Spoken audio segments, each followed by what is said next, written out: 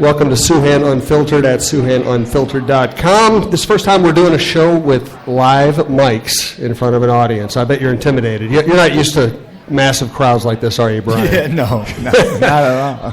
I'm Jim Souhan. This is Brian G.B. Leighton, the great local rocker. I appreciate you coming out, Brian. We're going to have you play a couple songs later. We're going to talk some music, talk some sports. We are live at Kieran's Irish Pub. Ignore the scaffolding. The place is open. Come on by, have a drink.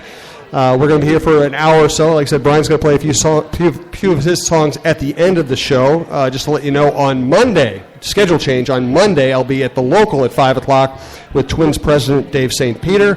Obviously do a lot of sports on this show. You can find it all at SOUHAN-UNFILTERED.com, but I love when we get to break away and do some music. Brian, I don't know a lot about your backstory. Are you a native Minnesotan? Yes. I'm so where were you born? I was born at St. Mary's Hospital in Minneapolis, Minnesota. Now it's Fairview. Yeah. Grew up in St. Anthony Village from 70 to 80.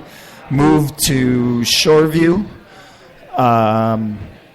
in 81 and lived there until I moved to northeast Minneapolis. Rented a house there, and now I live back in New Brighton, close to where I grew up again. So. And I know, and you know, as I was telling you off the air, one of the first things I did when I first moved to town here, I've been in town about 25 years, is go down to Bunkers and see you and the band, and that was you had people really fired up. You know, it's one thing to be good in the studio, it's one thing to be able to write a song, it's another thing to get a crowd fired up, and you had people dancing and jumping up and down. What's it like to stand on stage and get that reaction? I mean, okay, there's so much I can say about this, but I remember. Go ahead.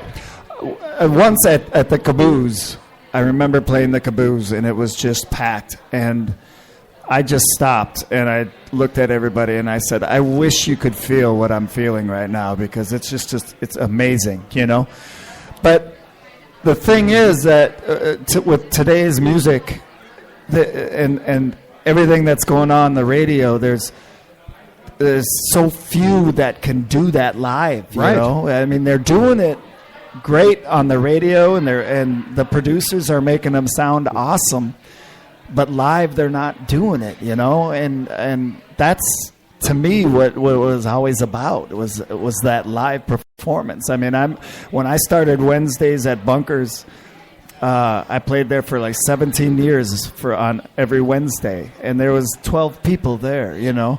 And after each set, I would go out and I would talk to those 12 people, and I'd shake their hand and I would talk to them, you know, and see what they were about and what they liked, this and that.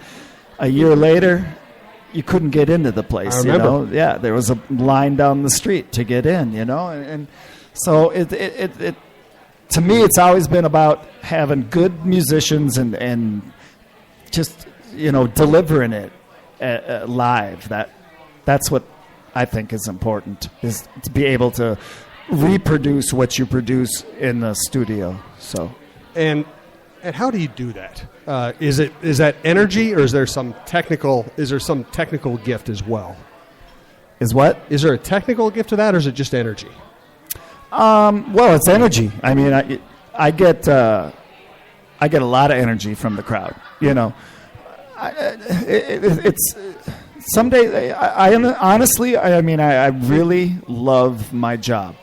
I love it. I love what I do. I love to sing. I love to be on stage.